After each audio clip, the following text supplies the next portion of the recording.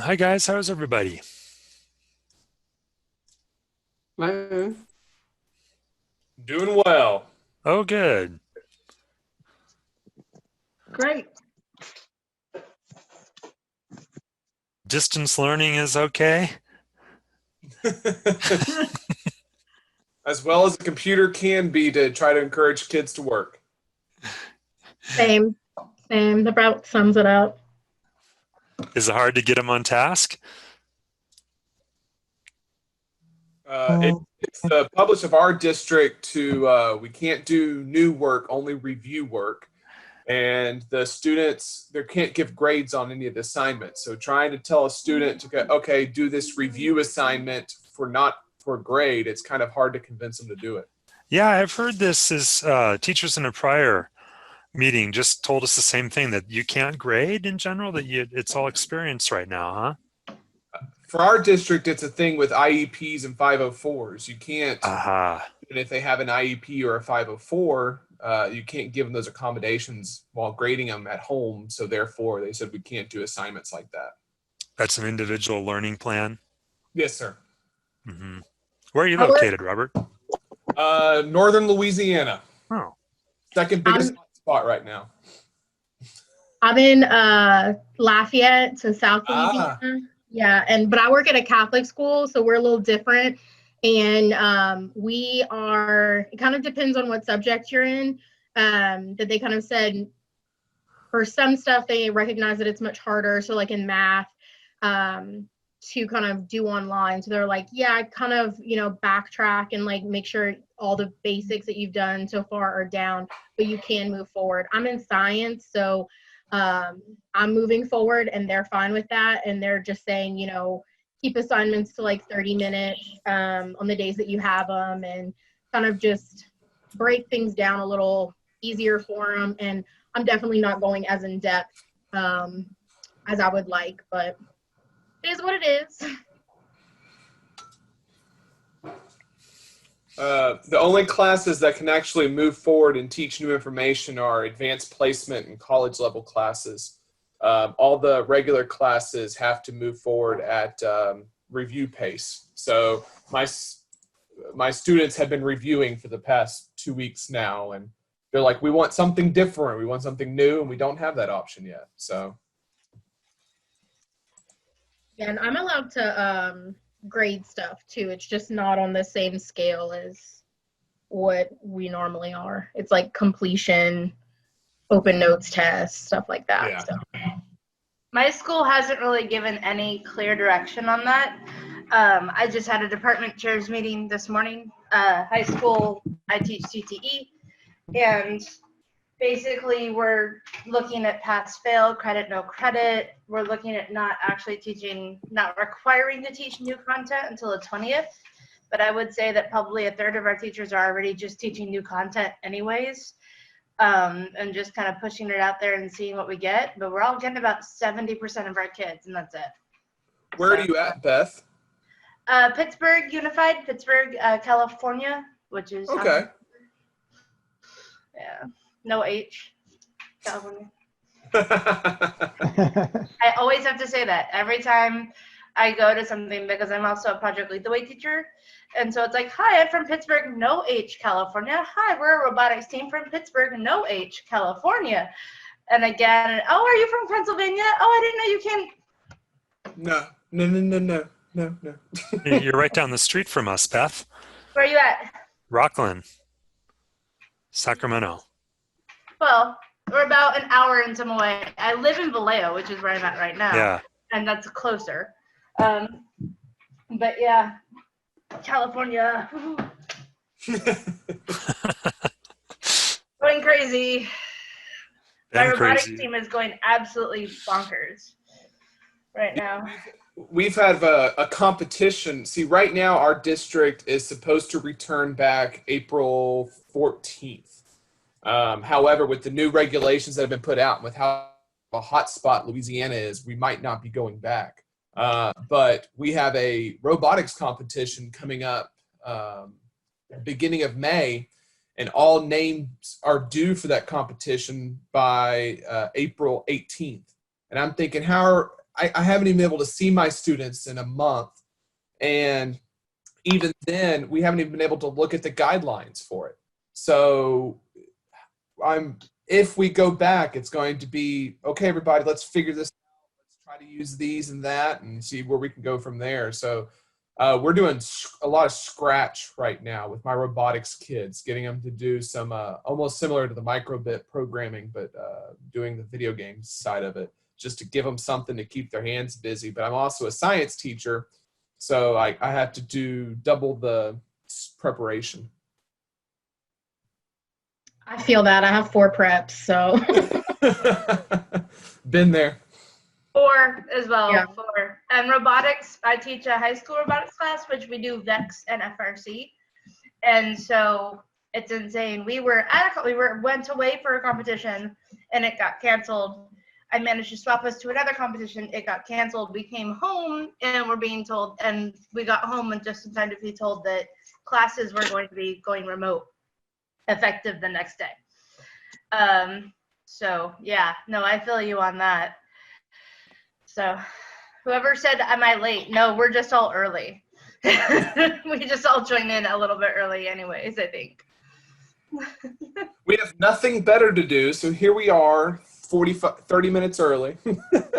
No, well, I had office hours for the last hour, and I had a department chair meeting, so I did stuff. But my office hours was filled with one kid who wanted help with how to set up virtual backgrounds on Zoom. That was it. Yeah, I was playing with that earlier on here, trying to see. I don't even know how to do it on here. So, hi everybody. My name's Andy. Hi, Andy. Hi, Andy. Hello. So I am almost completely new to Zoom, so I'm going to basically be that guy who shows up and goes, "All right, how do I run this thing?" And I have working from home. I have a parrot in the background that may sound quite loud, but she's actually just chatting along with me.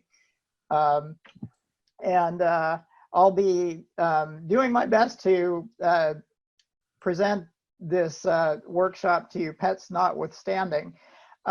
Just a quick question: could all of you basically wave your mouse over the Zoom interface and make sure that you can see the controls at the bottom? What I'd like you to do is go to the reactions button and give me a thumbs up so that I can try to see. Oh, look at that! They are trained in Zoom, Andy. Okay. Apparently, the last 2 weeks have served them well. I'm not given any formal training in anything. I just like to play around with it, and so I figured out all the Zoom stuff. You can also lock that bar so it's always open, always on, so it doesn't disappear for you. Oh, how do you do that?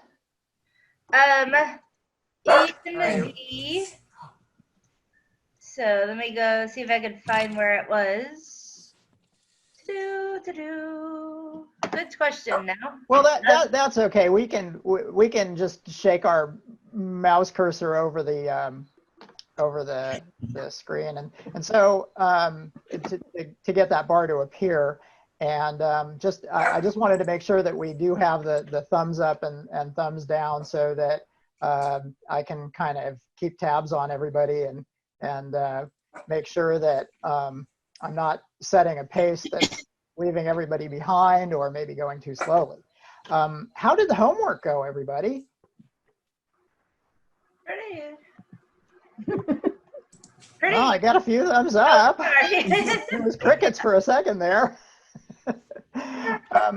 Well, I guess my first question is, how many of you maybe, oh gosh, well, I think I'll just start going through what the homework was going to entail, and I'll try to see where you're all at as we go through that. Ken, did you want to make any opening remarks before we get started? Nope, I was just going to suggest for Zoom management that we generally mute ourselves so our dogs and things don't go crazy. But on the other hand, Andy's going to want your feedback, and so say what you want when you want. It's a meeting. We didn't choose webinar for a reason. Do we have an order on how we're going to do this? You could just unmute yourself and talk. Yep, just jump right in. No need to raise a hand or anything like that. Well, as far as the homework, as far as I'm concerned, it was very simple to follow and worked just fine. Everything worked out. Excellent. I'm really glad. And I saw a lot of you in the document that I referred to for hand typing in code. And so I know a lot of you were there, and as long as you were able to get things to run and see those messages displayed, see the Arduino counting, seeing it repeating, deciding, calculating, if you got all those things to happen, we're in really good shape to continue. For those of you who got stuck, say getting the Arduino, getting your code to load into it, we'll try to help out a little bit during the session and then mainly afterwards. Okay, so what I'm going to do is share my screen and just dive right in here. Okay, so can everybody see the Parallax Inc. slide? All right, a real thumbs up. Actually, one other thing I was hoping to do was, is everybody's Zoom as a window, or do you have it full screen? Because ideally, you may want to have Zoom open next to, say, your Arduino editor for part of it. So, by the way, can you see my slide right now? Do you see my face or my slide? See the slide. Excellent. Excellent. Slide. I see Okay. the slide, but I also have all of the cameras still active on the side because I have it full screen. Yep. And so I Okay. can see your face there, but it's super tiny, and the bulk of the screen is the slide. Okay. Yeah. So as opposed to full screen, it's going to be really useful for most of us if we have it.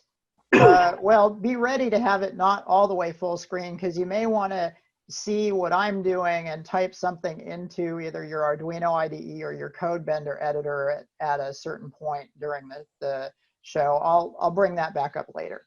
Andy, okay, so, before you yes. continue, can you make Stephanie co-host so she can harvest the chat and follow up on things? Okay, and then do I need to hit record or anything like that, or are you Yes. already doing that? No, I think I already passed that. did. It says You're it's already, recording. looks like you're already recording, it says.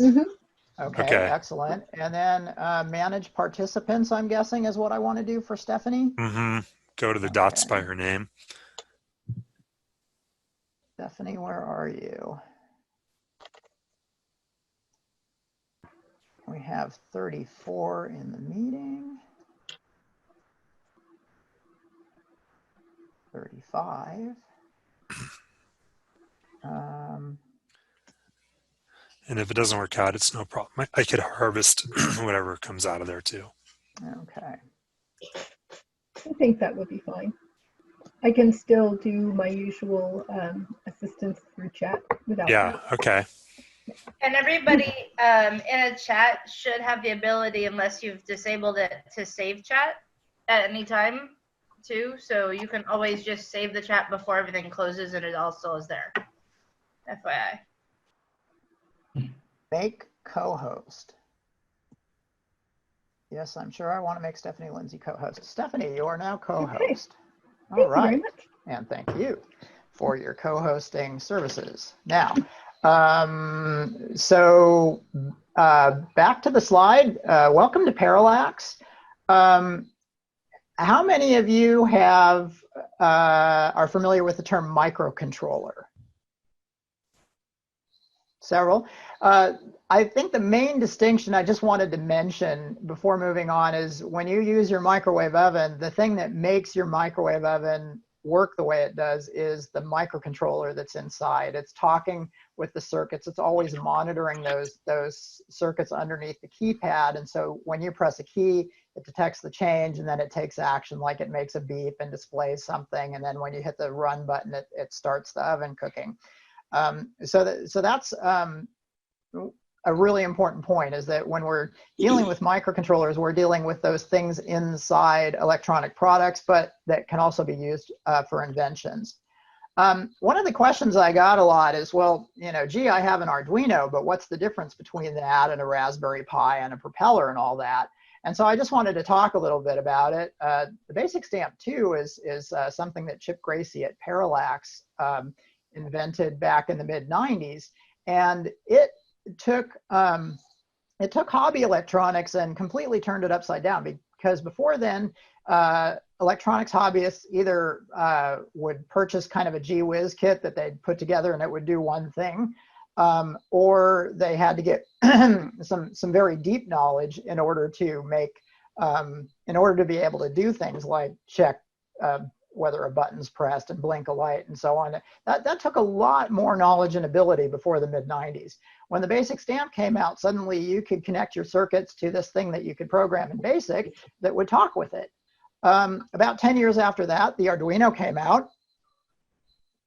And by the way, the Basic Stamp, the microcontroller is this chip right here. And then the rest of the parts are support circuits. Likewise, with the Arduino, we have a large prominent chip, and that's the microcontroller. So those are the things that you would find inside the microwave oven, but you would also find the support circuitry to make it function as a computing device that you write a program for and then put it in the product and it does its job. Shortly after the Arduino came out, Chip Gracie, the guy who did the Basic Stamp, did the propeller. And so that's this, can everybody see my pointer? Mm-hmm. Okay, so this small black chip right here on this blue board in the upper right of the slide is the propeller microcontroller. And this is a more powerful microcontroller. You can do more in-depth and capable projects with it. Now, the Raspberry Pi is not actually a microcontroller. The Raspberry Pi is a full-blown computer system where you can plug in keyboards and a monitor and have it boot up. But you can also set it up so that you unplug all those things and put it in a device, and it can be a computer controller for the device. Often you will connect microcontrollers to these, to the Raspberry Pi, to actually do stuff like run motors and monitor things that require signal timing that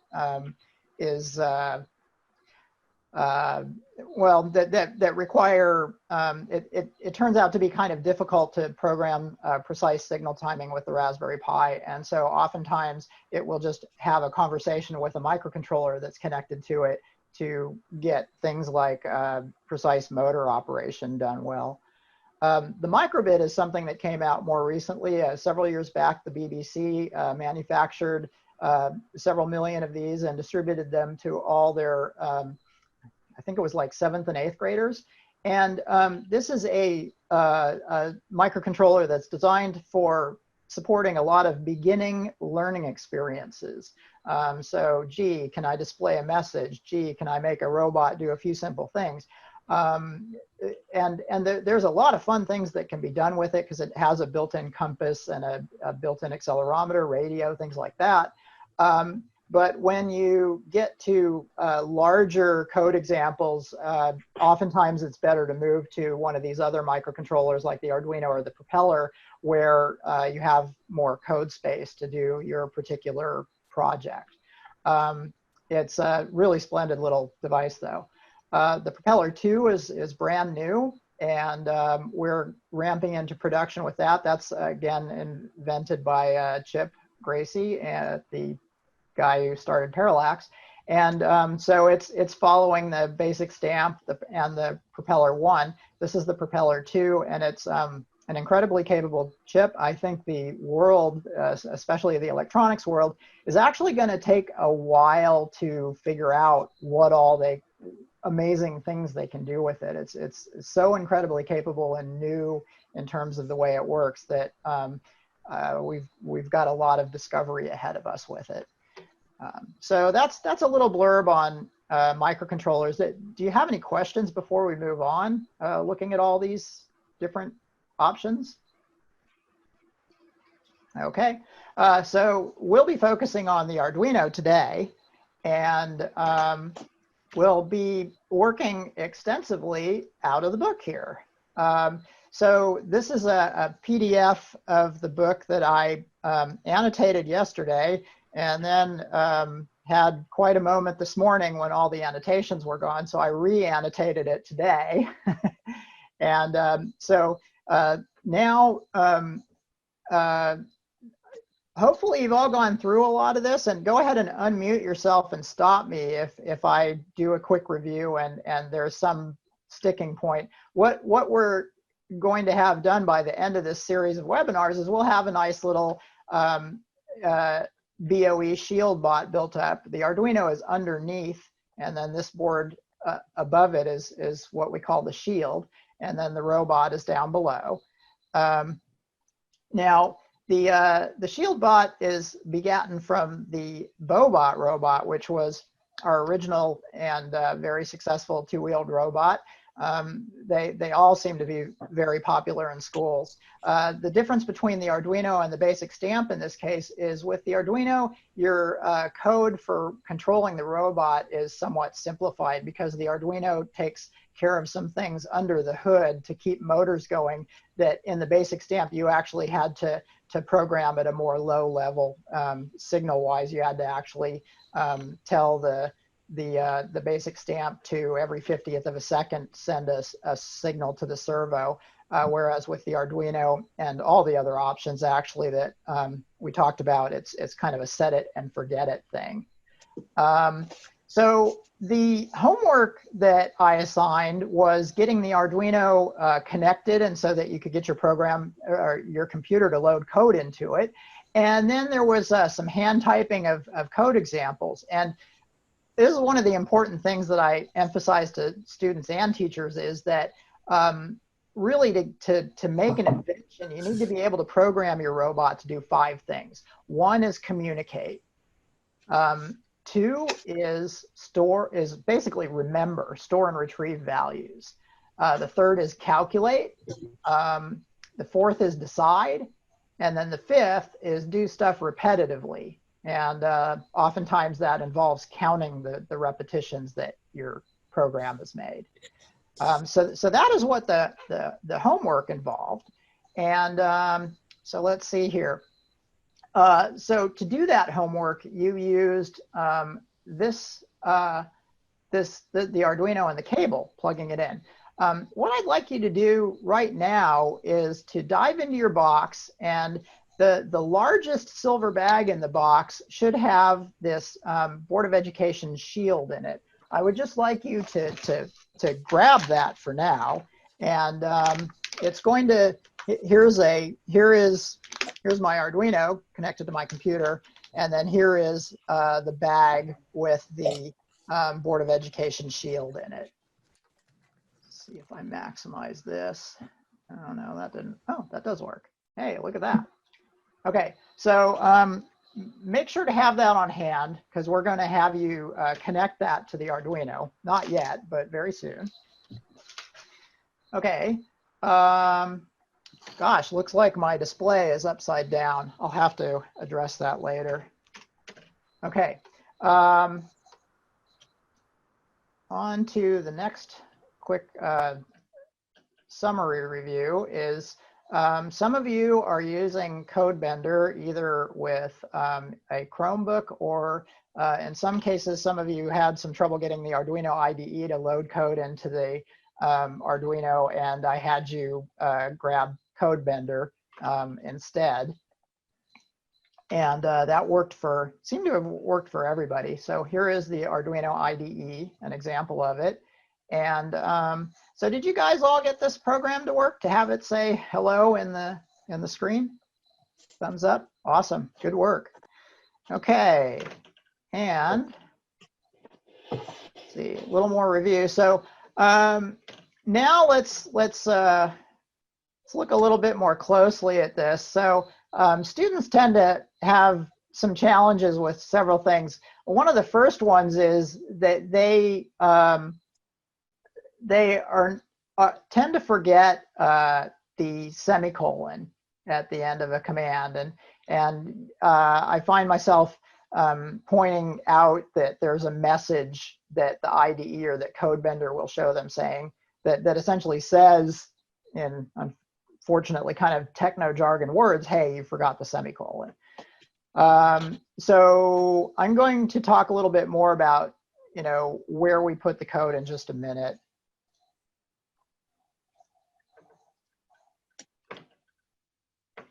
So there were instructions for doing this with CodeBender and with the Arduino IDE, and it looks like you all got through that. Now, here's where we talk about, and by the way, these are all from the book. I am, for example, on page 21 right now. The book illustrations are good enough that it seems to double up as a slideshow very nicely. All right, so this in the Arduino, there are two functions that you get whenever you start a new sketch. That's their name for a program. The first sketch, or the first function, is named setup, and it's a built-in function in the Arduino system that essentially does stuff at the very beginning of a program. Now, below setup, there's an opening curly brace and a closing curly brace.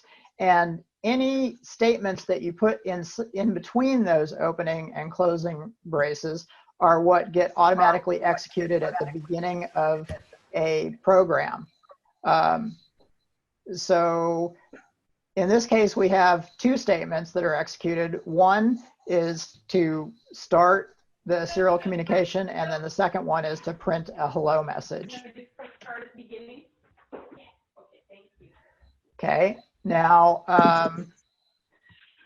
when we run this, we should get just one hello message, but there's a modification you can make where instead of putting hello in the setup, you can put that print hello in the loop function in between its opening and closing curly braces.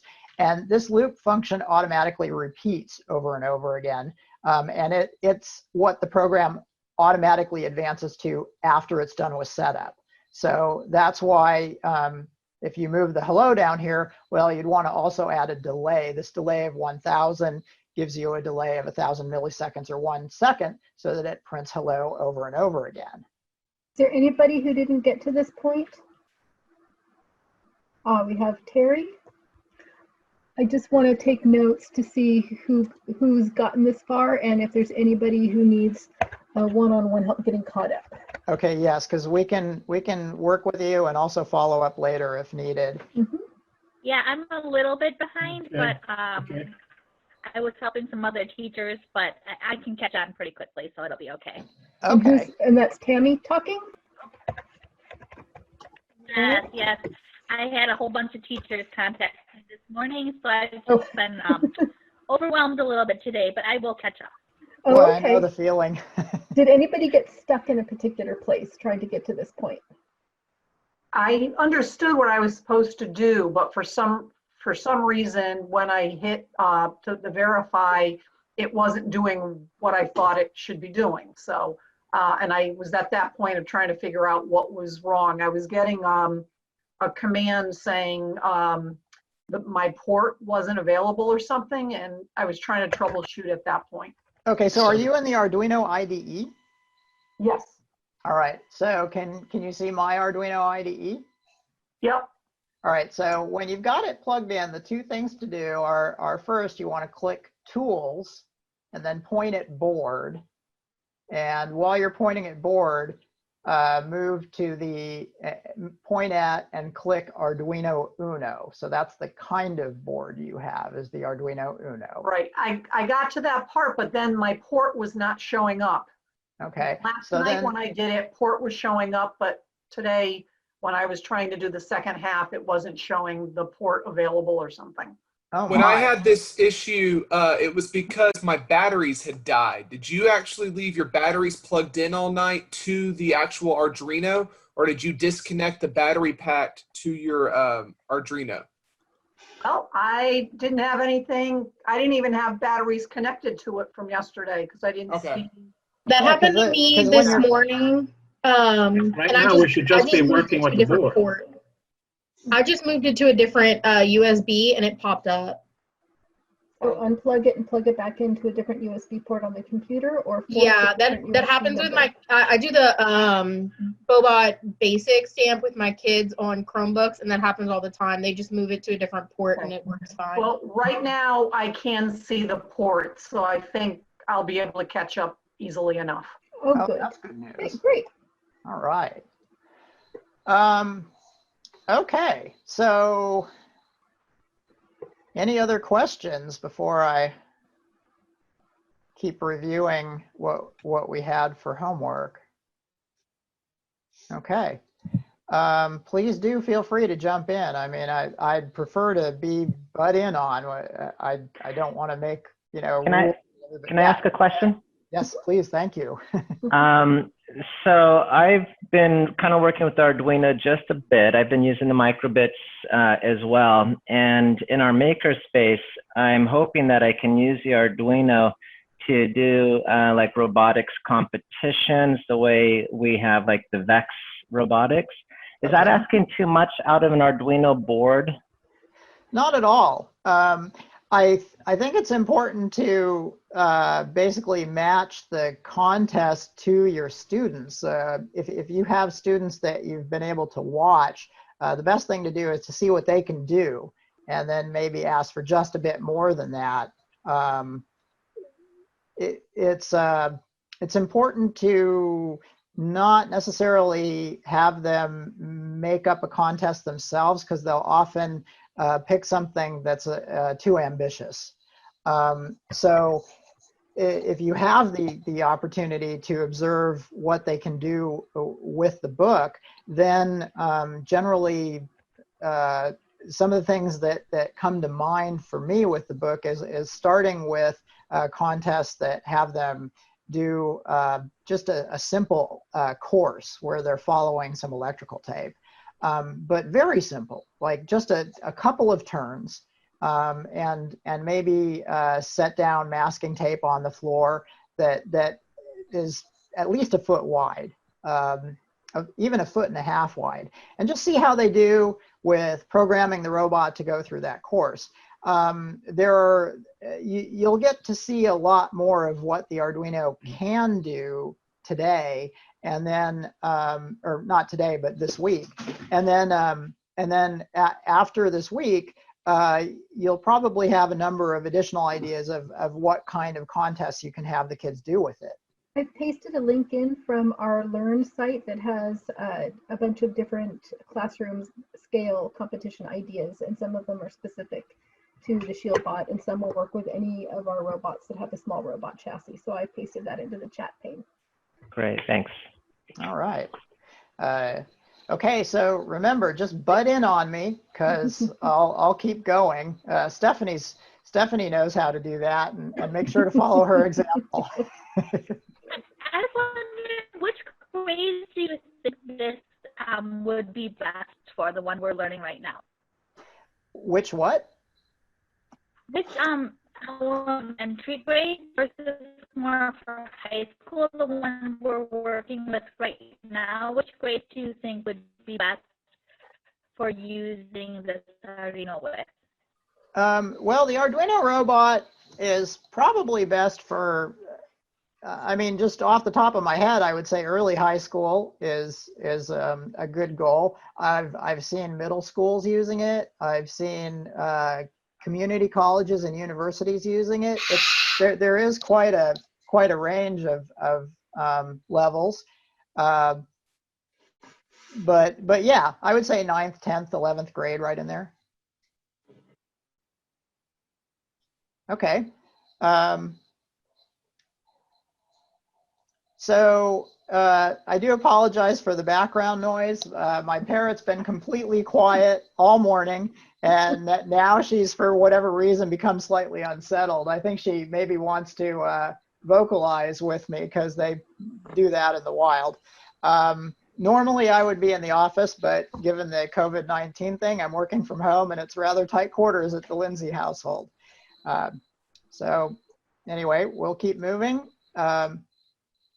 Calculations. So basically, so we had a program that did basic calculations, and we did all of that in the setup function here so that it only happened once. And so hopefully that's fairly self-explanatory. Does anybody have any questions about why we use the term int here? No, I think integer and float make pretty good sense there for most of those things. Okay. Now, we want to be careful. I'm almost concerned that this example is in the book looking at it now, because what happens is if you say int A, B, and C right here in setup, that doesn't exist by the time you get to loop. It only exists inside setup. And so it's actually better, I'm hoping that just a little ways down,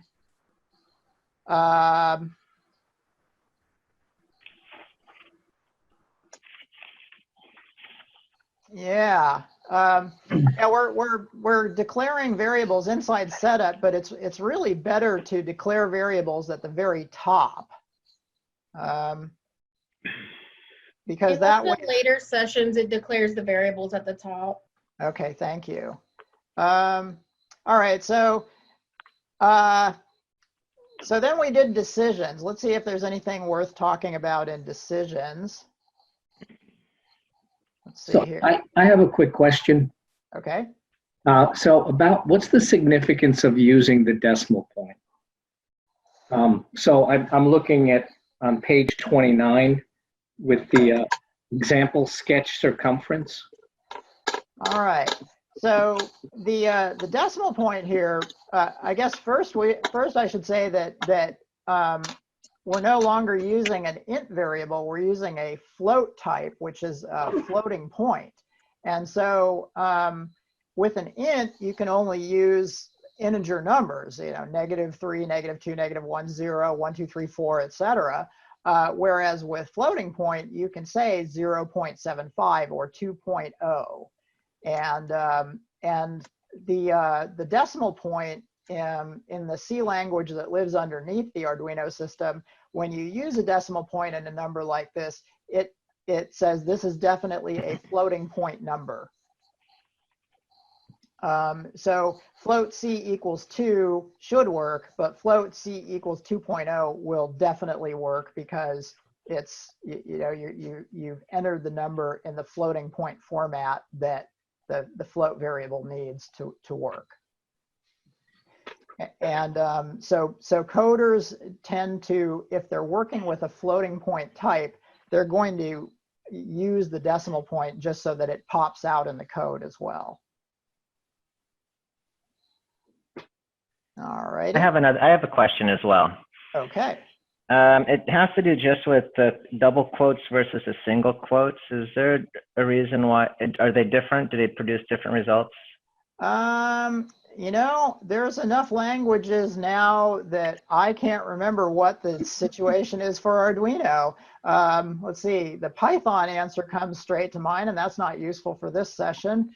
I didn't even actually know that single quotes worked in place of double quotes. I have it open on this screen, and I just changed it from double quotes to single quotes, and it no longer works. So I would say in Arduino, it's very specific that double, if you want to do a string, you do need the double quotes. Yeah. The single ones are not. Python, either works. Yeah, well, in Python, more importantly, you can have double quotes and then put single quotes inside the double quotes so that you can have a string that still has quotation marks. But that makes sense. It stands to reason. I believe the single quote in Arduino is to denote a single character as opposed to a string. Yeah, that's where I saw the single quote was with like the letter M. Yes. Yeah, if you look at page 24, they have an example of one letter M in single quotes. You're defining a character. So apparently single quotes are for individual characters, and the double quotes is when you got a whole string of them. Thank you. It's coming back to me now. Great, thank you. Yes, thank you. All right. So, Andy, as your co-host and timekeeper, I just want to let you know we're about at the halfway mark for time. Okay. All right then. So let me see. I'm kind of tempted to, no, I'm not going to skip everything. So decisions. Are we okay with the idea that you can say if and then a condition and then have something in its curly braces and then else or else if and something else? I see thumbs up. Yes. All right. And then furthermore, Andy, one yes. question. You got one if I got this right, you only can have one else. Okay, so But you that's can an have- excellent question. Go ahead. But you can have multiple else ifs. Is that correct? Yeah, there's actually quite a few options. For example, we can say if condition else. You can also say if one, A is greater than B, there's a condition. And you can just have code that does that, and then you can have a separate condition if A is greater than Z, and maybe Z will store a different value. And so you can have a string of if conditions that are just looking to say, hey, is that true? Well, I'll do the code for that. But you can also string them together to make them mutually exclusive. That's the most important thing about if, else, if, else, else, else. So else if, whoops. So A is greater than B, maybe A is less than B. Okay, so then I could also say else if A is greater than Z or something like that, assuming that Z, A, and B are all variables. And essentially, it's mutually exclusive. So if it turns out that A is greater than B, and you have this if, else if, else if, else statement, it'll stop here, skip everything else, and then move on to whatever code is below it. So that's the thing about if, else statements, is that it does the first thing it gets to and then ignores the rest. Whereas if you have a string of if statements, it'll evaluate each one and do it if the statement is true. How's that? Yeah. All righty. Let's see here. So I think the last thing we had was repetitions, code that repeats. So how did you feel about this one where we counted? It's usually one where I find that students tend to find some challenges. So basically, this int I is declaring a variable for temporary use while this loop is executing. So when we say int I equals 1, we say, OK, I'll declare a variable I, and I'll start it at 1. Then it'll do these two commands and look over here and say, oh, gee, I have to add 1 to I plus plus or I equals I plus 1. Either one would work out here. And so it adds 1 to I, then it checks, is I still less than or equal 10? Great, I is now 2, so we'll print 2.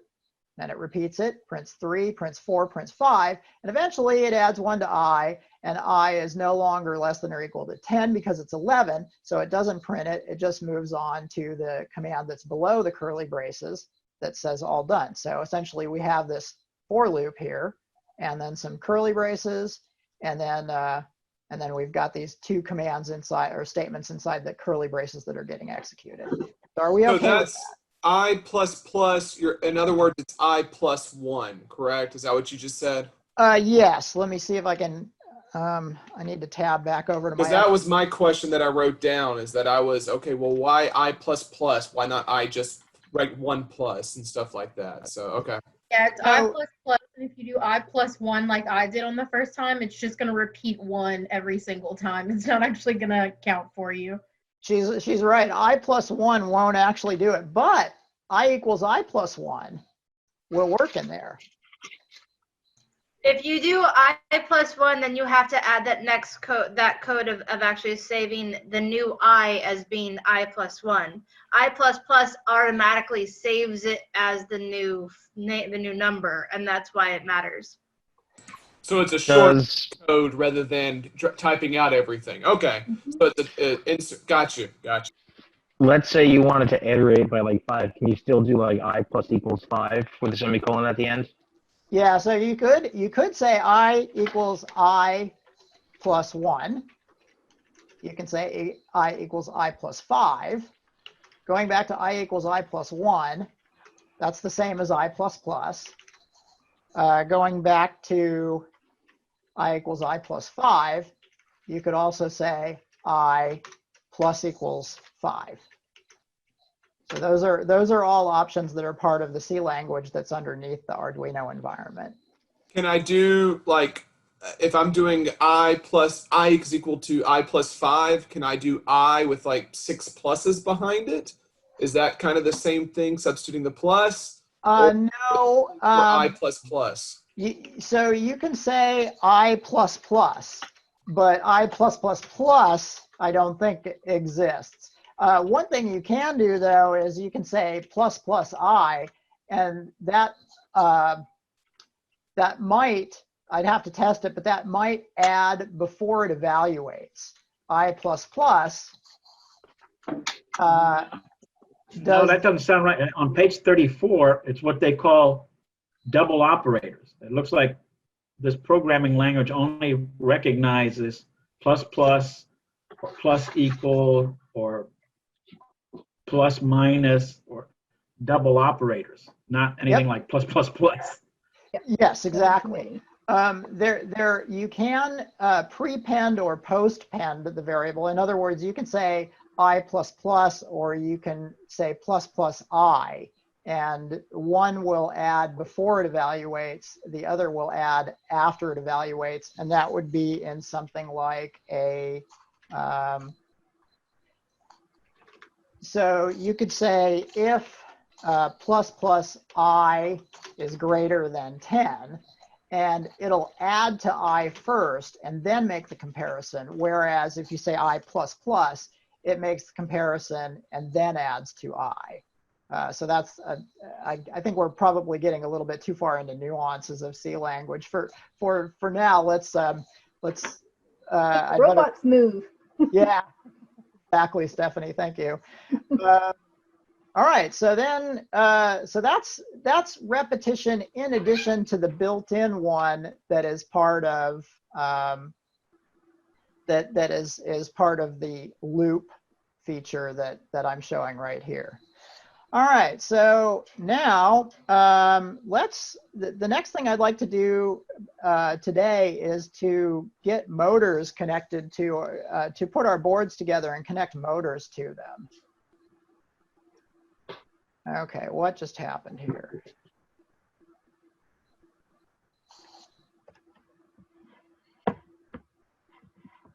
Okay, so I want to go to page 60. And here we are. So pardon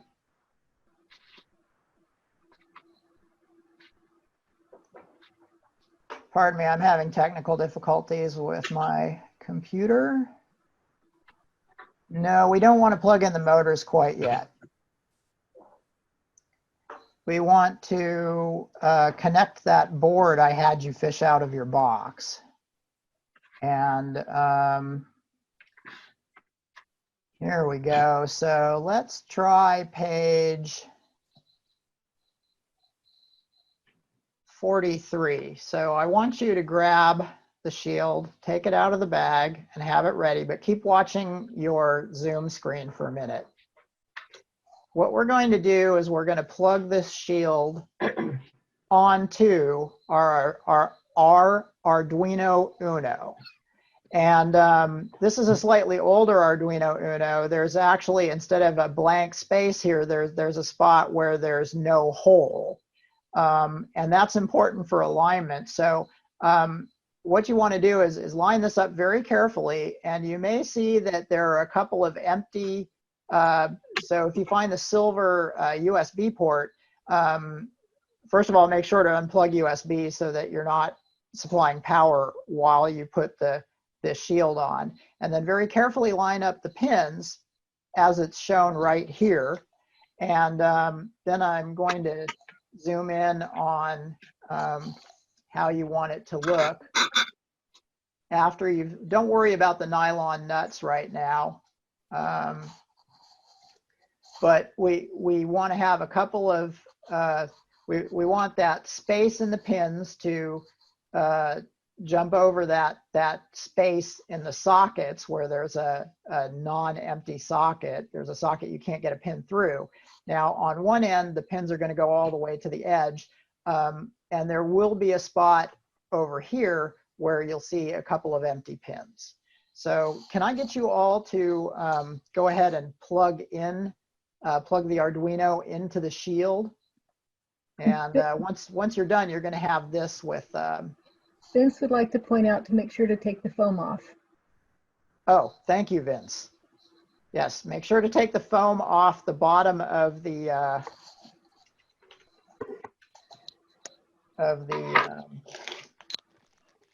board.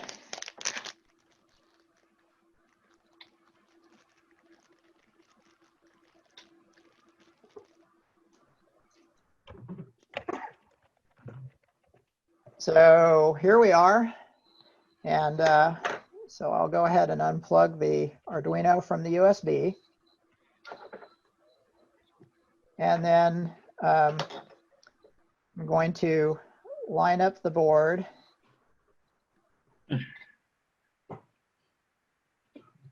Let's see here.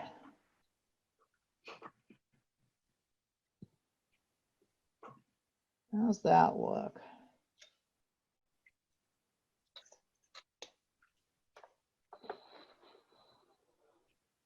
Can you guys see that okay? Yeah. Okay, so that's the way we want to get it lined up, and then press down. Then here it is on the other edge.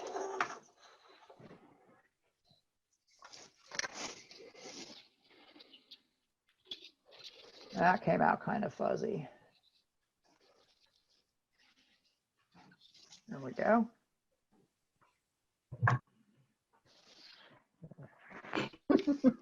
Yeah, we've had a little bit of practice doing this.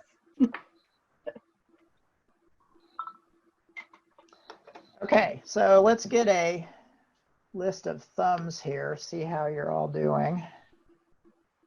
I see thumbs. Okay, excellent.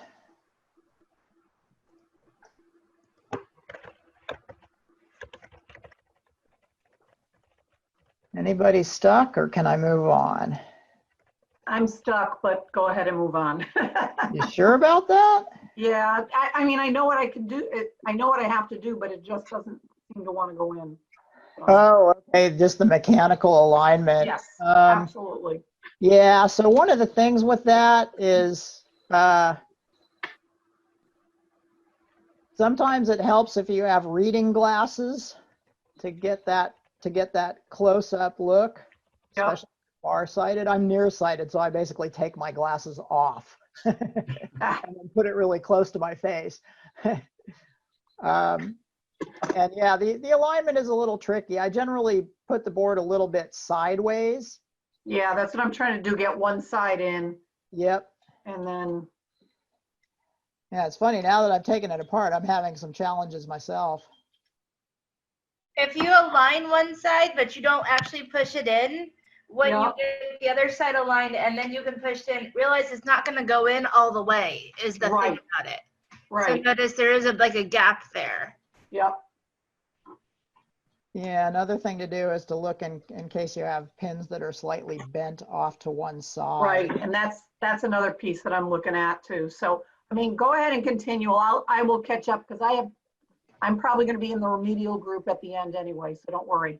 Okay, sounds good. So we'll Yes. do the after-school program for that. You got it. And we invite anybody who wants to stay and participate in that with any other questions or getting unstuck, by all means. Yeah, and the other thing is that we can follow up with a Google Hangout as well, just to polish anything off, because I want everybody up and running for Wednesday when it comes. All right, so once we've got this plugged in, the next item is going to be to get our servos. And so that is going to be page 60-ish, if I remember correctly. So page... Yes, it's page 60. Yeah, so page 60 is where we start talking about servos. I'm trying to catch up with everybody here. 60, there we are. What page are you on now, Andy? I am on page 60 right now. And then what we're going to do is take a look at page 61. So that the first thing to do is please fish out the servos from your box. So the servos look like this.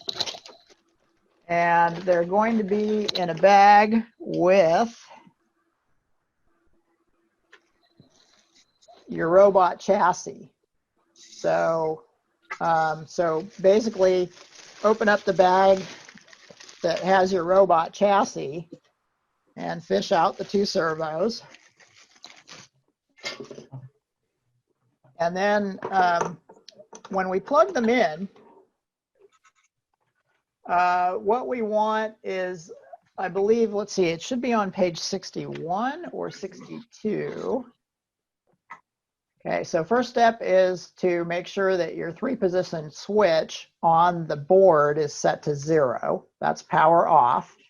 Then we also want to check to make sure that the little jumper between the two servo port shields is at the 5-volt setting. So basically you'll see an empty pin down below it and then a little sleeve that's covering a pair of pins that are sticking up. And it should have been made that way in manufacturing, so you should be fine there. Then here's the important part. So I'm zooming way in on this. Okay, so notice that you have a 13 above the port. That's going to be closest to the white wire, likewise with the 12 and the white wire here. So when you plug in your servos, make sure that the black wires are way down below and that the white wires are closest to those number labels.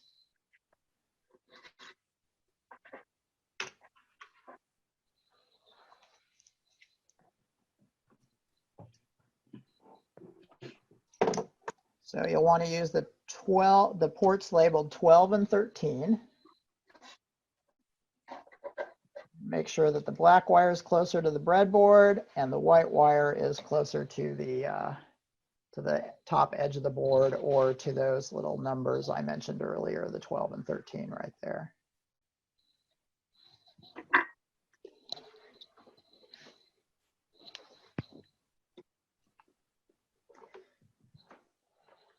And once you've done that, you can actually turn the power back on.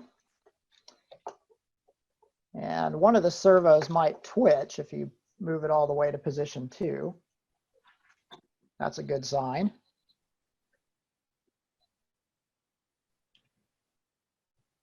Andy, the book did also mention to check that jumper. It says make sure the jumper. Yes, and it is going to be fine by default. Now, I ended up skipping a step, which is we need to put batteries in our battery pack and connect it to the... So the battery pack is also in with the servos and the chassis. So you want to fish that out, stick batteries in it, and plug that in, because otherwise your board is going to try to draw the power from the USB port. And then USB port doesn't supply enough power and everything gets awfully tired all of a sudden. Andy? Yes. I have a quick question for you. When we work with our robots in our classroom, we do it in a competition-like setting, which means we need better dead reckoning. So we do not use ports 13 and 12 because of that twitch. Are you okay with us kind of plug, or at least me plugging it into 10 and 11 so I can practice using those ports so I don't have that twitch? Oh, yes, by all means. So you'll need to substitute some of the code where it says 12 and 13. You'll need to use 10 and 11 respectively, or 11 and 10. No, I'm sorry. Okay, if we're using... Can I ask a question one more about what was just stated? Certainly, 12 Carlos. and 13, you've got a twitch. Okay, so when you turn the power on and your servos are connected to 12 and 13, you'll see a twitch because the Arduino toggles that pin to make the light next to the 13 pin blink. And when a robot has its wheels, one of the wheels turns a little bit, so it points in a slightly different position from when you set it down. And in dead reckoning, where you're trying to precisely go from point A to point B to point C, it starts you off on the wrong foot, so to speak. Oh, but that doesn't happen on 10 and 11. On 11 and 10, yes. Okay. All right. Stephanie, I would like to request some batteries. Can you bring me 5 AA's? Coming up. One All right. You know, it's Stephanie's even better than Amazon with these battery deliveries. All right. So continuing Sam's battery. What if we're not getting the servo light to pop on consistently? Now, do you have your batteries in and connected to the Arduino? Yes. Okay. If you're not getting the servo light consistently on, even with the batteries in. Like if I smush on if I smush and I hold on and I do things that make my fingers hurt, it pops on and then it goes off again. Huh. Okay. Is your switch on 1 or 2? I'm trying to think of what would cause that.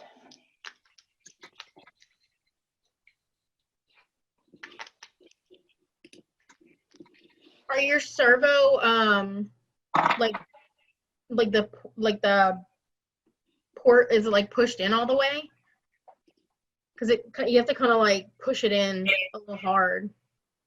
So so when you say the servo light, you're referring to this one right here, is that correct? See where I'm pointing? Is this the servo light you're referring to? Hello? Yeah, that was the one I couldn't get to come on, but what I'm noticing is that on power level 1, it's an intermittent piece, but if you're on power level 2, it's fine. Yes. Okay, so on power level 1, it's kind of flashing a little bit. And then on power level 2, it should stay on. Mm-hmm. Okay, excellent. Problem solved, not by me, thank you. Okay, so now that we've got the batteries connected, is everybody else okay? Have we all got our batteries connected and our servos connected and they twitched? We're good?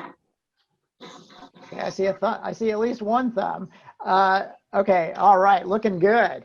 Okay, so just shout out stop if you need me to slow down.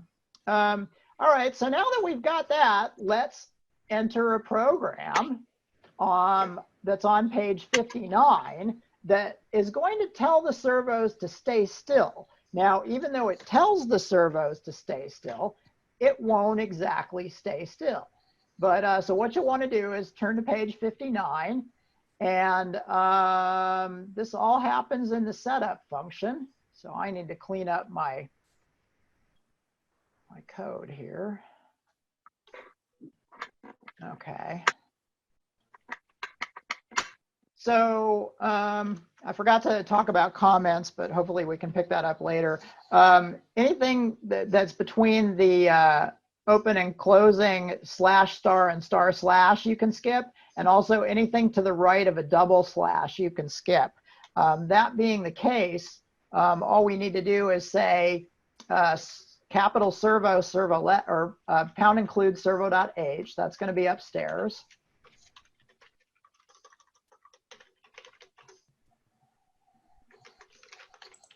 What page are you on right now? I am on page 59, right at the bottom of it. The book has it as 58, but yeah. Oh heavens, really? Okay, thank you for letting me know. I did not realize that was the case. Let's see here. I don't know. Yeah, that's very surprising. Well, the example sketch, left servo stay still, starts as page 58. Your turn, check a second control signal with pin 12 is page 59. Okay, so what I'm looking for is one where we're doing both P13 and P14. It's at the Both end of the servos stay turn still. 12. Andy, both servos stay still is on page 59. Okay, It's it the should be at second the line bottom of, right there. yeah, both servos stay still on the bottom of page 59. Hopefully it looks like it does on the screen here. Yeah. I can hear Stephanie talking in the other room, but I'm not hearing her voice on the. Thank Stephanie, you for I think you're muted. You were right. I just wanted to send everybody a link to where there's a zip of all of the example code in the book. I was holding that off for later. Well, I'm not as mean a teacher as you are. I'm sorry. Just so you know it's there. This is a short program to type in, but should it be needed for troubleshooting at this point, that is the link where it is available. Okay, thank you. Sorry.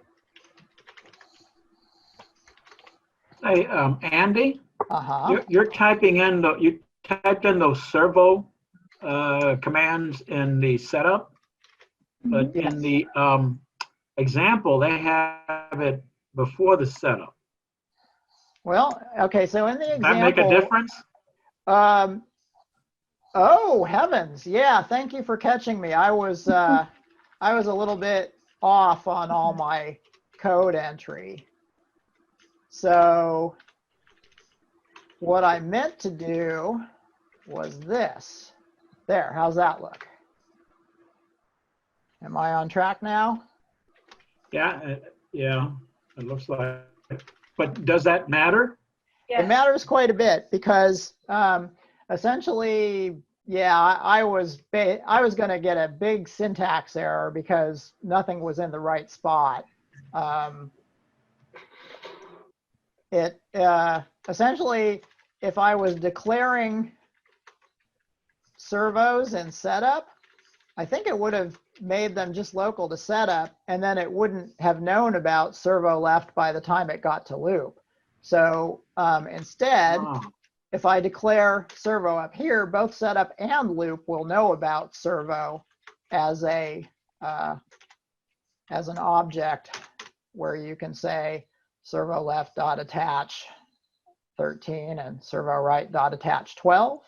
And then these actually set the servo speeds. Okay.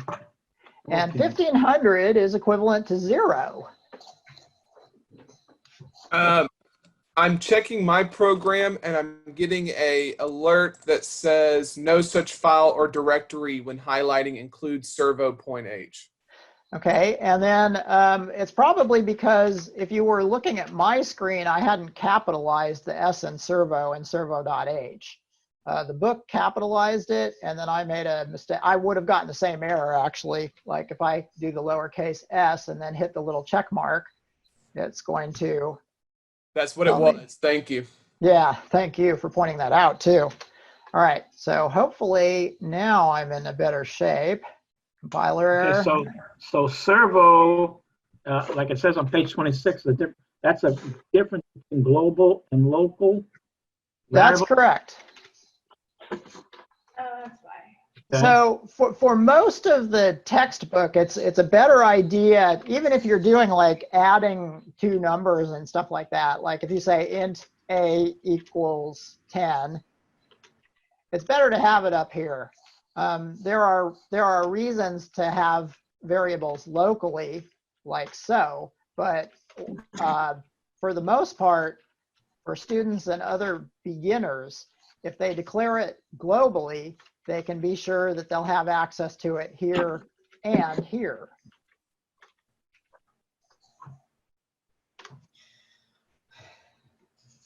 Oh, I heard a deep exhalation. Everybody okay?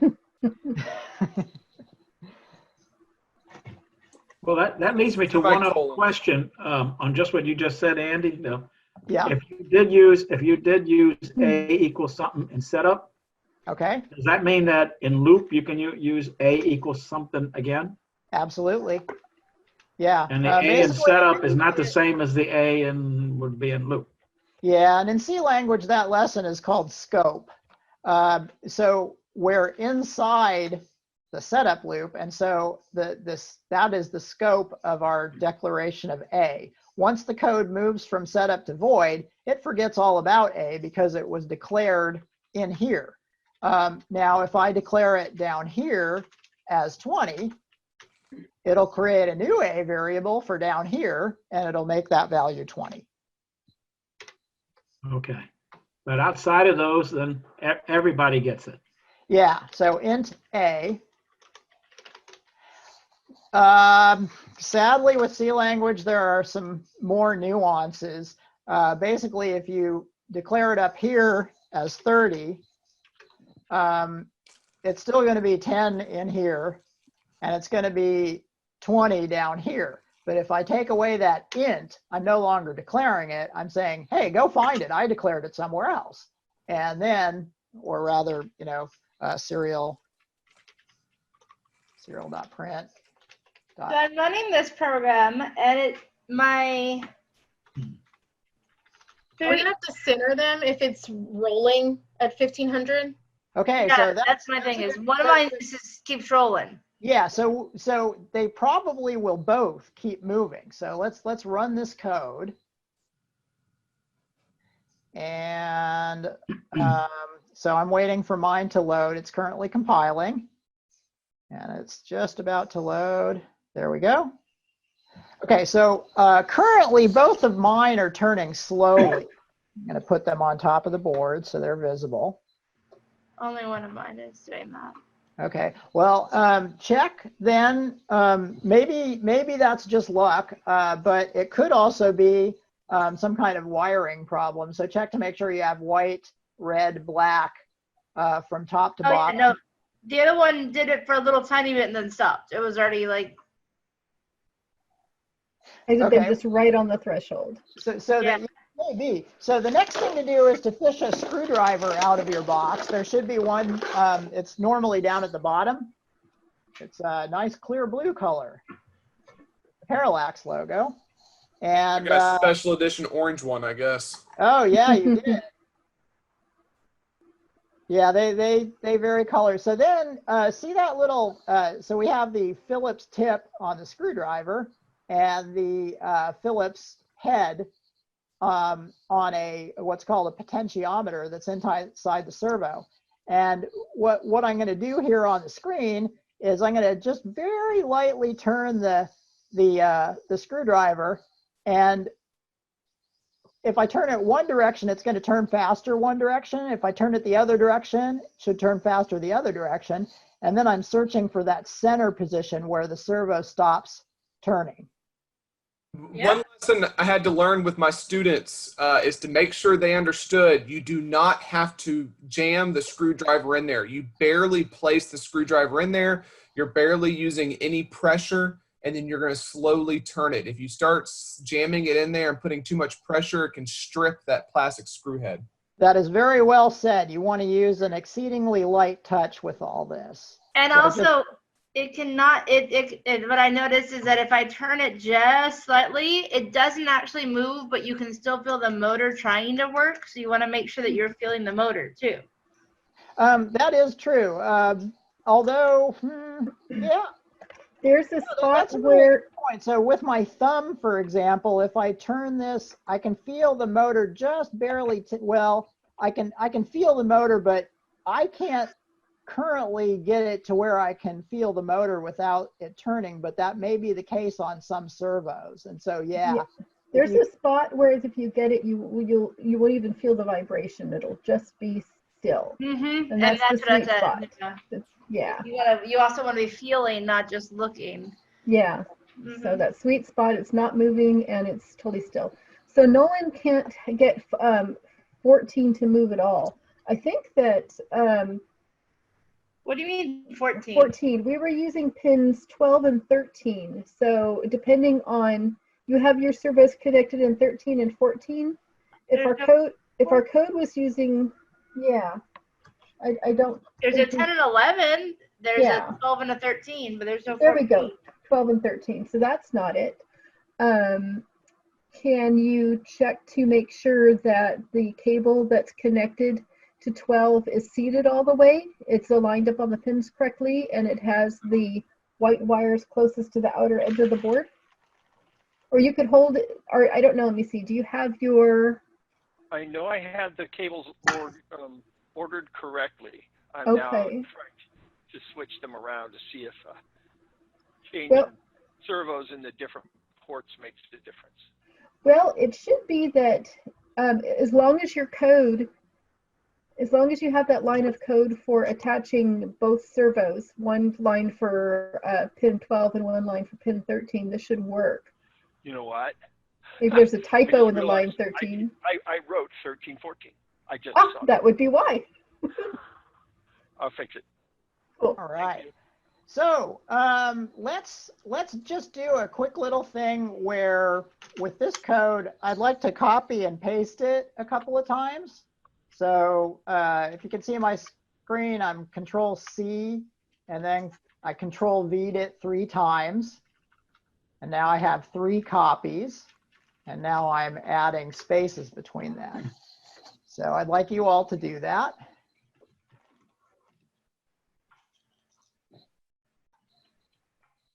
What? Wait. Let me get this. So Control C and Control V. I don't need that many copies, really.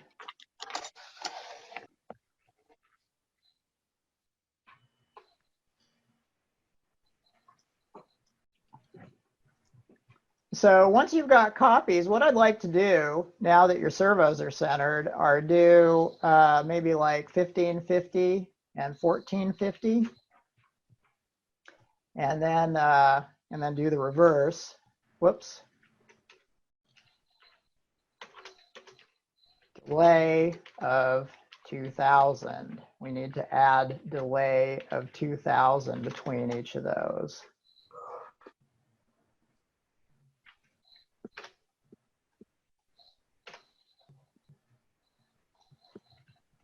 So I'd like you guys to try this modified program that's going to make it turn roughly half speed in opposite directions one way, and then it'll change both of their directions so that they're still going in opposite directions, but it'll be going the other way, and then they should come to a stop.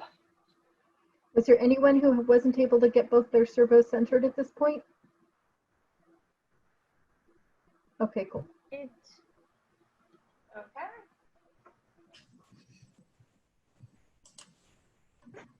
Only one of mine is working. Which one is working? But I don't. It just doesn't seem to be seating really well. I don't get one of my servos to move. Who is speaking? To receive the cord. I'm trying to find out who that was. It's Tammy. Tammy, okay. Tammy Bremer? Yeah. All right. Tammy Windsor. 13 is working, but 12 not. Yeah, 13 is working, but 12. Okay, so the first thing to do is to double check your servo.attach lines to make sure that you've got 13 and 12 as servo left and servo right.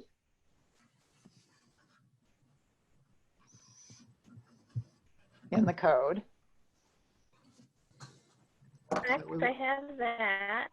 All right, then the next thing we want to check is the next thing we want to check is to make sure that you have servo left and servo right to the left of your dot right microsecond method calls.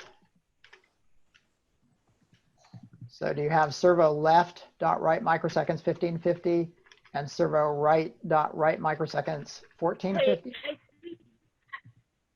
been playing around with the core. Hey, Andy.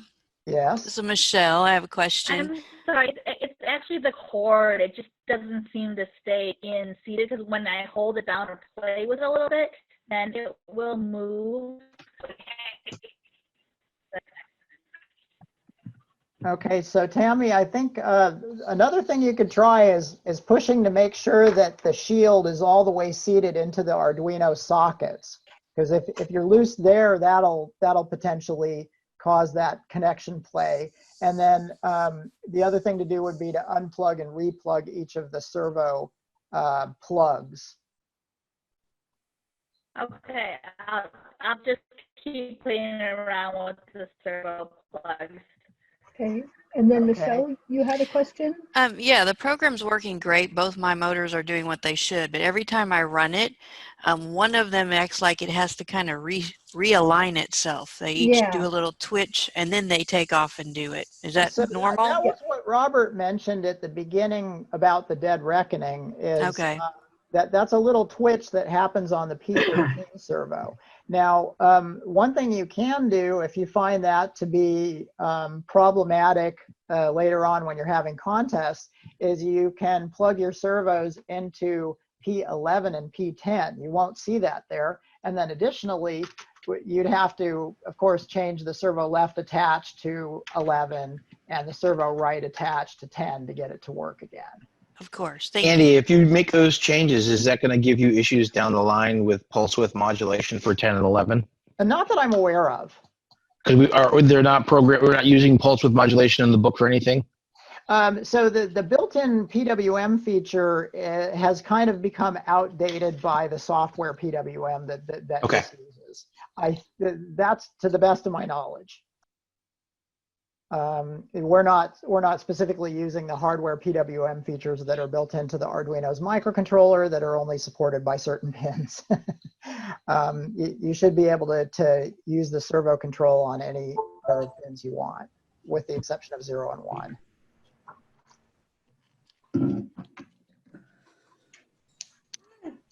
So, have we all got this running? Will somebody please yell at me if you don't have it running? Okay. I think so. I mean, it's running. All right. Well, my delay seems really fast. Like I even upped that delay to 5,000, thinking that'll make it 5 seconds instead of 2, and it just felt like it still just changed instantaneously. Well, that's a little weird. Yeah, I can't get the code to work at all. Did you re-upload the code when you tested it? Yeah. You might have compiled it and then might have still run the old one. I've done that a couple times. That's what I was thinking. So I'm checking, and I'm also swapping my servos to 10 and 11 because that switch bothers me. Did you do your delay as 2,000 and not 200? I did my delay originally as 2,000, and it really just like they went zzz, zzz, and then I did it. Then I think what I did is I didn't recompile the 5,000, so I didn't see the delay difference change. And did you put it inside of a loop, or did you put it inside of setup? Because if you get inside your setup, it will only do it once until you reset it. I have all of this inside the setup, just like it's up there. So it would only do it once. If you wanted to do it over and over and over again, you have to put it inside your loop bracket. Well, I'm not trying to do it over and over again, but the 2 delays that are there, I'm not getting. Yeah, she's not seeing a correspondence between the delay she types in and the delay that the servos show. Right. So yeah, I'm hoping that reloading it will. Yeah, so I'm recompiling and reload and see if that makes a difference now, because maybe I just didn't recompile it. Oh, I see. You're not, if you put 2,000 or 3,000 and you're not getting 2 to 3 seconds off, instead it's doing it immediately without the delay. Yeah, that's mine and it just did it again as it did it immediately without the delay. Mine's doing that now too, yeah. Like there's no delay happening in between when they change directions. Okay, yep. So my There isn't a delay in between when they change directions. It'll spin that long for one direction, then spin that long for the other direction, and then move over to the stop command. If it's written the way that Andy has it on the screen right now. Exactly. If you want the it to delay stop is not in a between, pause. Yes. Yeah, delay is duration. Yes. Yeah, it's not a pause. If you so my thought was that delay meant the pause statement inside, but that's not okay. Okay, Then it's fine. The difference here is if you've used the Bobot before, that's different in that you have to keep sending those pulses constantly in order to get the service to keep moving. Using the Arduino's code, it is a set it and keep doing that until you set it to do something else. So See, you guys are so good and on top of it. I feel like I could just like not come back on Wednesday and Thursday and you'd be doing fine. Yeah. So that's why Michael's absolutely right. That delay is just the duration in which it's going to do that maneuver until you tell it to do some other duration. If you wanted it to stop between maneuvers, you'd have to set it to, what's our center value here? 1500. So basically, you could do I something need that like piece this. on the inside with the delay loop, and then I could put it in, and you would see the change. You would see the distance. So like, see what I did delay here? just means when I send the next signal. Is that what that is? Well, it's basically a set it and forget it thing. So essentially, you're setting it to run gradually, counterclockwise and clockwise, respectively. Right. 5 seconds. So what I'm understanding is that when we say delay 5,000, all we're saying is don't read the next line of code for 5 seconds. Exactly. We're not saying pause, which is what delay we normally think of. Delay 5 seconds, wait for 5 seconds. It's not a wait time. Exactly. It's What just happens the time is- before the computer sends the next code. So those codes still happen right after each other. Because under the hood, the Arduino is busy updating signals to the servo at 50 times a second. So it doesn't stop doing that. It keeps doing that, which is why the servos keep turning. Your main thread does nothing. And then 5 seconds later, your main thread will send a different signal. Exactly what I needed clarified, yes. Okay, awesome. Now, for homework, I am going to email you guys homework, but can I give you a little preview of what's to come? Sure. Yeah. Okay, so so for homework, we're going to have you put together your robots. Your servos are ready to put in your robot because they're centered, and we've tested them. And you have a program that will make the robot go slowly back and then forth again. And I want to prove that just by putting the servos back to back here. Okay, so the screen will stop wiggling in a second. Okay, so here I have the servos back to back, and when I reset it, that P13 servo runs. But see how it's not really visible. But if you put them back to back, you'll see that if you had a wheel connected to it, that both the wheels would be rolling forward and then backward. Let's see if I can try it again here. Maybe if I do it like this. Okay. Hopefully that's a little more visible. They're backing up. Now they're going forward. And now they're stopping. So when you build up your robot, you already have a program in the Arduino that you can test out your to make sure that your robot is going backward and forward. So the steps, I'm going to email you a full set of homework. But basically, the build and test part starts on page 76. And just to give you a quick example of what's going on, it'll show you, okay, on the left, start with the chassis, a couple screws, a couple standoffs, and this rubber O-ring. Then when you follow the instructions, it should look like what you have on the right. Make sense? Yes. All right, and then basically it will show you, I accidentally skipped a page. So it'll say, okay, now that you've done that, grab these parts, and I seem to have skipped several pages. Okay, pardon me, technical difficulties. We can read that, that's okay. Yeah, All right. So basically that's what you're going to be doing is putting together your robot and then put the batteries in, turn the power on, make sure it goes slowly backward and forward. I am also going to email you a few extra code examples to type in and have ready to run. And we'll build a few circuits at the start of the next session, and then we'll do a little bit of navigation, and we'll probably end by working on a sensor circuit. So keep an eye on your email. I will send you homework later today, but primarily what it'll be is building your robot and then just typing in a few extra programs. After the programs you type in during this homework session, we will work with the pre-written ones that Stephanie shared with you. Sorry about jumping the gun there. I'm sorry? Sorry for jumping the gun there. Oh, not to worry. It's a public download. Let's see, are there any questions before we go to after school time and tech support? No, not on my side. So quiet. No. Just for assembly, on page 80, it shows there's 2 ways to mount the servos. Just from a practical standpoint, I want to be able to adjust those potentiometers inside the servos at any time. And I want to phase it out. It's going to reverse the code. Is there any other detriment to other than the fact I know my motors are going to, It will not actually reverse the code. Not reverse the code, give it a wider difference between the tail wheel and the front wheels. Yeah, so on some surfaces you may notice that the wheels can't grip enough to turn in place. The center of gravity.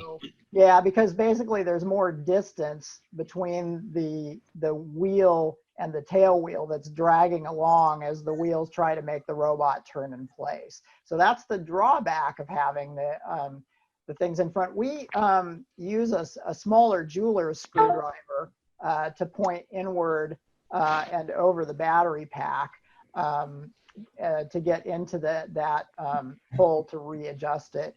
And we're actually shopping for a small one to add to future kits. Thank you.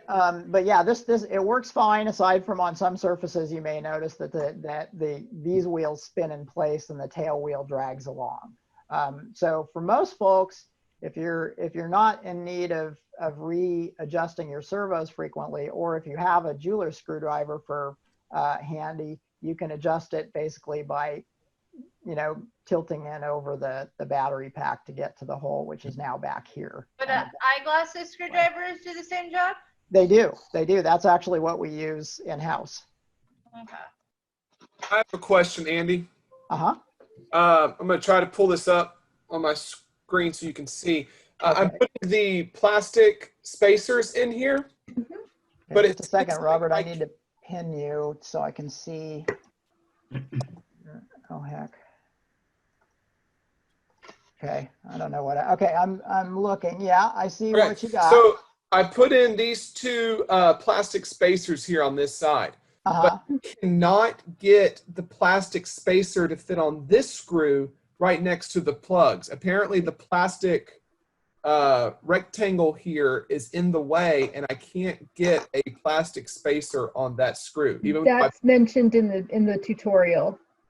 At some point, it just doesn't fit there. The Arduino models have changed slightly over time, and you just need to dispense with that in that one place. It doesn't touch anything; it clears it, so it's all right. That's what I did. I just wanted to make sure. You have to make sure you don't tighten it too much, because then the board starts to get angled. So yeah, a little bit. And right. Sometimes tension's enough to hold things in place, but sometimes it isn't, depending on who's manufacturing the modules.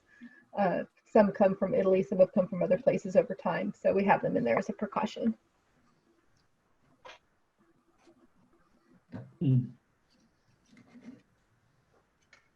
Okay, so again, we're going to have you put the robot together, and I will send you a couple of pages of code to pre-enter for next time so that we can try it out, and then also a repeat on Stephanie's link for the larger code examples that we'll work with next time. Okay, who else needs one-on-one catch-up? I do. Okay, Terry. Well, it's kind of amazing, but I think I'm good. So. Good. All right. See you next time, Michelle. Bye, Michelle. Okay. All right, thanks a Great, lot. guys. See you Wednesday. Nicholas, Robert. All right, Terry, so where are you? Ciao, thank you. So I'm not sure whether or not I did that or noticed that centering. I'm really a newbie.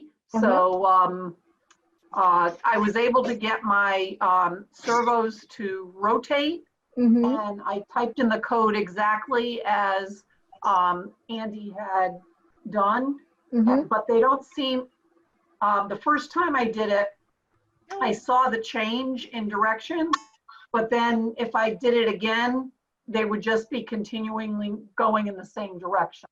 So I wasn't sure, do I have to rerun the program every time in order for it to? When you ran the program with 1500 as the value for both servos, did they rotate then? If that was the first step that we did, yes, it did. And did you use the screwdriver to adjust that little screw head inside the servo to get it to stop rotating?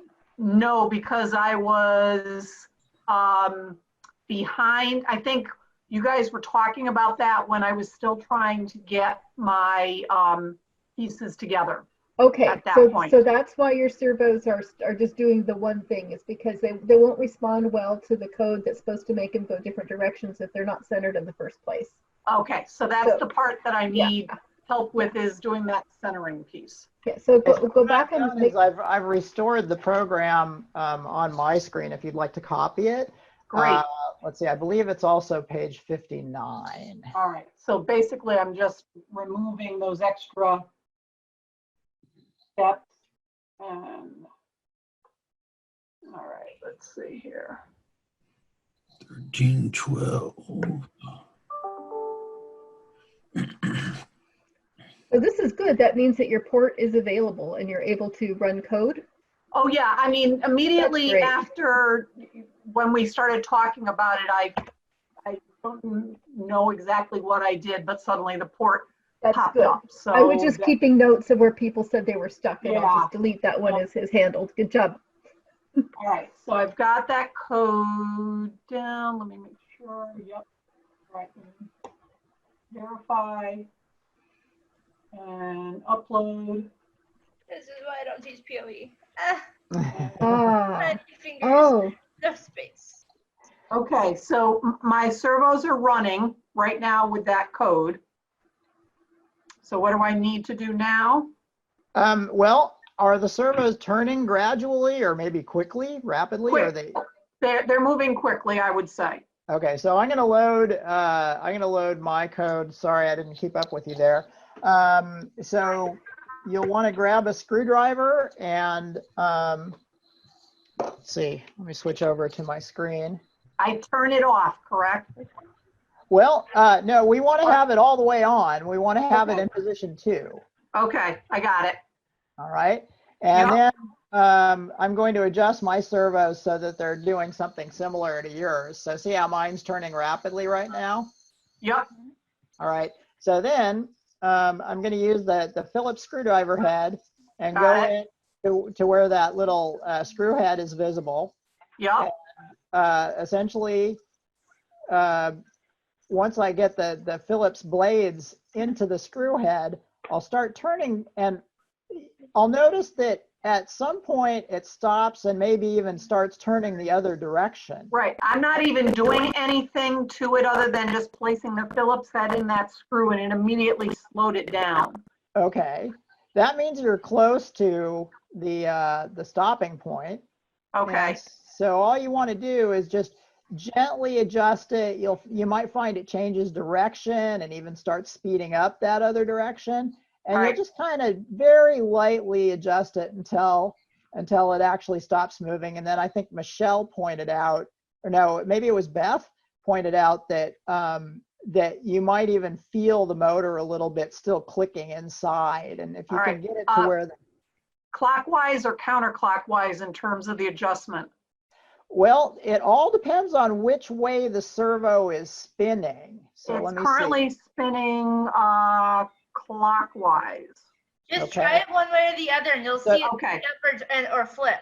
Yeah, or you can turn it counterclockwise based on the fact that it was turning clockwise. Now it's gone really fast. Okay.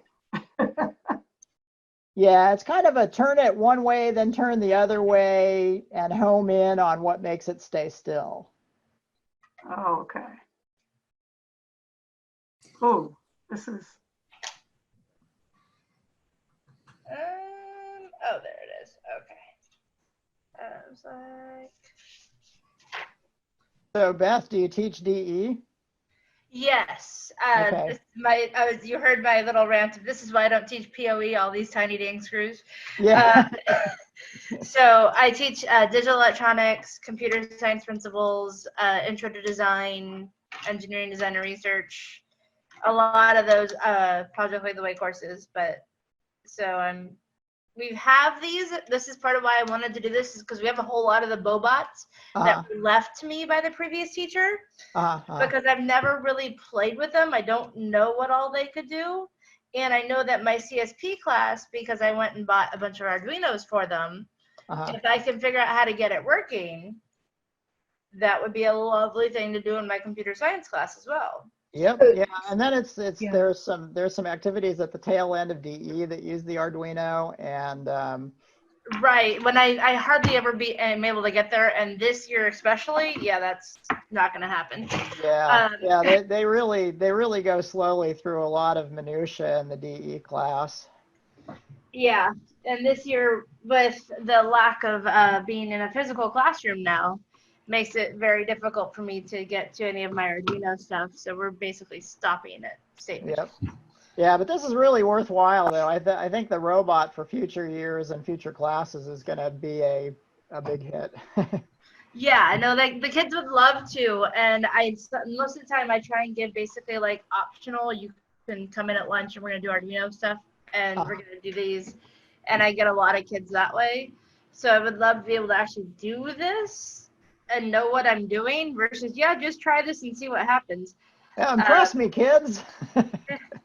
My kids are pretty decent about, hey, just try this. I don't know what it's gonna do. Go for it. And they're like, oh, okay. And and sometimes it works, and sometimes I'm like, wow. They're like, yeah, it never worked. I think it's broken, and they broke it. Yeah.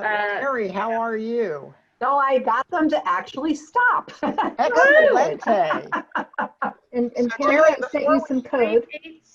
Before we let you go, we want to make sure that you've got the forward-backward stop code going. Okay. So can you, you might want to do a file save with this. Okay.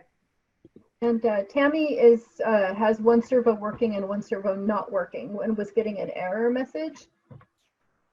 Expected semicolon at the end of declaration. So I modified some code and sent it over to try, but I don't have a robot in front of me to try with. Okay. So we could also open up the zip and find the code that works one servo to eliminate the typo. Or if she wants to read out loud the typo, I can guess where it is because it should say even a line number. Tammy, you can unmute yourself if you want. So Andy, I'm going to leave, and I think it should stay connected for you because I made you host, okay? Oh, thank you. Okay, we'll keep our fingers crossed on that one. Otherwise, you all have my email, and we can follow up to get you unstuck on anything. If I get a dire warning, I'll stop what I'm doing. So here I go. Okay.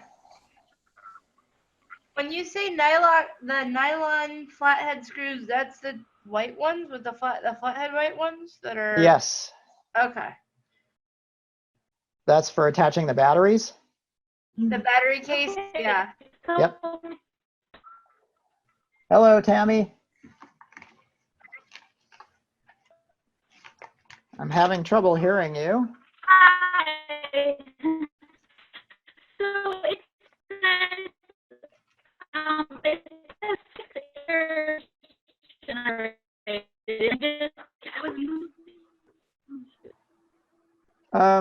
I'm afraid, Tammy, that your audio is kind of garbled. I'm thinking that we may actually want to just have you email me have you email me a phone number and I can, and a best time to call, and then I'll just give you a call to get you unstuck. Let me try stopping your video for a little bit to see if it breaks up your audio less. Yeah.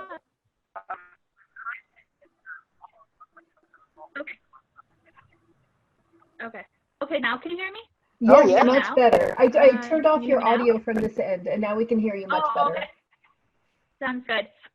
So okay, let me just move my screen back so that I can find it.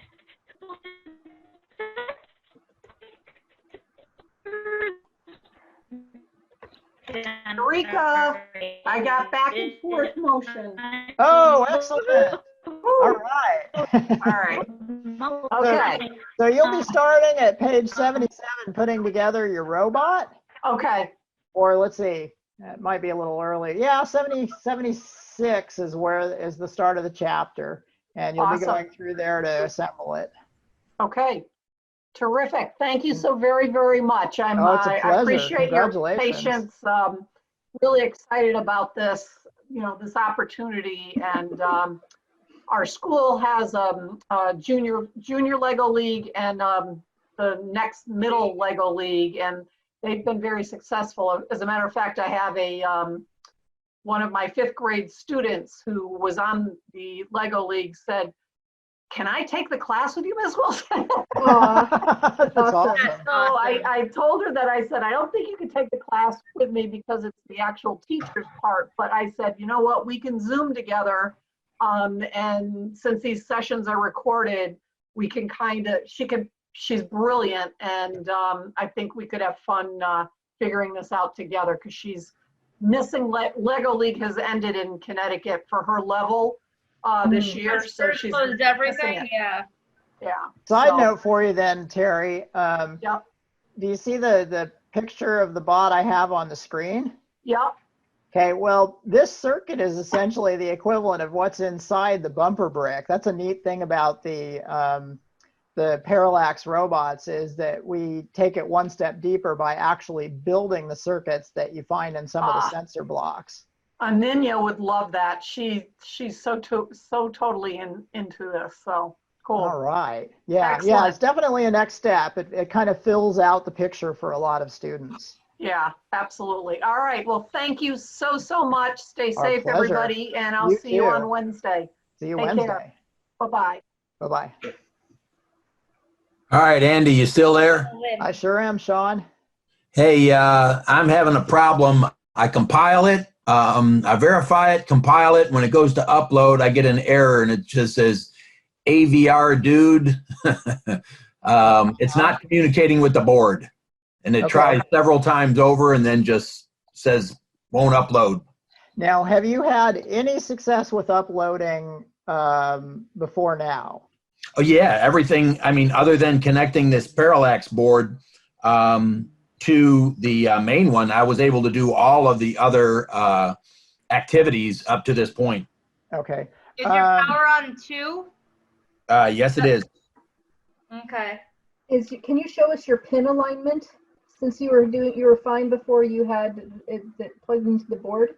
Yeah, if putting the shield on is where it stopped working for you, we might have some kind of pin alignment issue that Stephanie's asking about. That's what I'm wondering about here. I disconnected everything and reconnected it, thinking that maybe I didn't have it in, because I know there were some things that were really tight getting it in there. I don't know if you can see. This it looks like. Yeah, that looks good. Yeah, it looked like everything lined up. And your lights are on properly. Yeah, So, I mean, it's all connected. Do you have a Mac? No, it's a Dell. Okay, so it's a Windows machine. The first thing I would try is unplugging the USB port, and if you have a second USB port, try plugging it into there. Okay. And then let's make sure after you do that,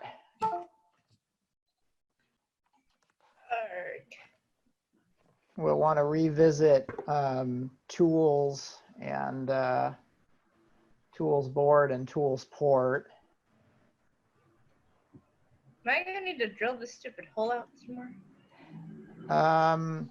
In what? I hope not. Which? Oh, my little black ball from my caster wheel. I can't get the pin all the way through. It's like the plastic metal that's stuck in there. That has happened only one time before when we had some in a shipment where they simply didn't let it cool long enough when they were molding it, and some of the material reflowed. So it's very rare, but I have seen it happen before, but it's been years and years. I hate to say it, but do you have a drill? I do actually. But yeah, I can see my little piece in there, but I can't get it all the way through, and I can't get it through on the other side. So I can see where the plastic has kind of gotten into the way. So I'm just gonna have to re-drill that out a little bit. We actually had interns go through, what was that, thousands of wheels, testing them to make sure to figure out the percentage wood. Oh, really? Okay. Yay! Excellent. I got it. Yeah, it was just flipping the USB port, everything connected. I did have to go back in and go to the new COM port for it, but now it's working, so okay, it should be good to go from this point. All righty, now one other question. Are you using CodeBender or the Arduino IDE? The Arduino IDE. Okay. Yeah, because the Arduino IDE is not, in theory, supposed to have problems with unplugs and replugs, but there may be something about the way the Dell port handles unplugging and replugging, so we'll want to keep an eye on that. In fact, while you're here, you got the program to load successfully. Try unplugging the USB, counting to 10, plugging it back in, counting to 10, and let's see if the program still loads. Now, should I shut it off on the board before I disconnect? It's okay. I mean, sure, best practice would be always to put it in 0 before unplugging. Oh, I forgot to tell everybody to unplug their batteries. I'm gonna have to. Oh, we said something about that at the very beginning, though, because someone said, "Are you making sure you're unplugging your batteries because your batteries could just be dead?" Yep. That's a good thing to have at the beginning of your group email. It's Thank like you, send one just for that. That says, I'm actually going to send that like right after we finish this, and then I'll have to put together the homework. Tammy has would like an email contact. Okay. Excellent. To get. Now, Andy, when I disconnected the USB from my laptop and I turned the power back on to 2, the motors came on. And I'm not connected to the computer with the USB. And fortunately, that is not a ghost in the machine. That's just the way it's designed. Is basically every time you turn power on, a microcontroller's job is to do whatever program is loaded into it. Gotcha. And so that's a good thing. That's your code in the machine instead of the ghost in the machine. Exactly.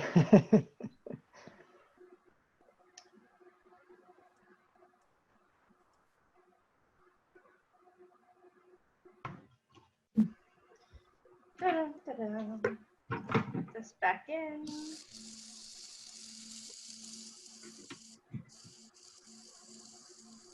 Yeah, it's working. Excellent. And Greg, you're still with us. We haven't heard from you directly. Is there anything we can help you with? I can unmute you. Hello, Greg. Are you still there? Greg may have just left without leaving the meeting. Okay. I don't think I needed any specific help. I just figured I'd stay in so I'd hear if there's anything more that I might need to pay attention to, and also just to keep working and complain whenever something went wrong with my build. Yeah, I'm in the same boat too. I wish I had those good habits when I was in college. I usually finished the lab and just ran over to the library and did my homework. And I noticed when going back to those same labs that there were some students who hung out and they learned all kinds of new things and they helped other students. And if I could go back, I'd do it that way. I'm actually taking classes at our local junior college right now for art, and our drawing has moved to an online format via Zoom meetings. But even after, it's like a 2.5-hour lab class. So after a half hour of talking about the concept, we all just go and draw, but some of us are leaving our headsets on or our computers on and just chatting while we draw and showing each other sketches once in a while. And it's nice and companionable, I have to say. Although, I don't know, are we still recording the session? We are. Okay. I don't know if that has any bearing on... I think I can go ahead and stop the recording now. Okay.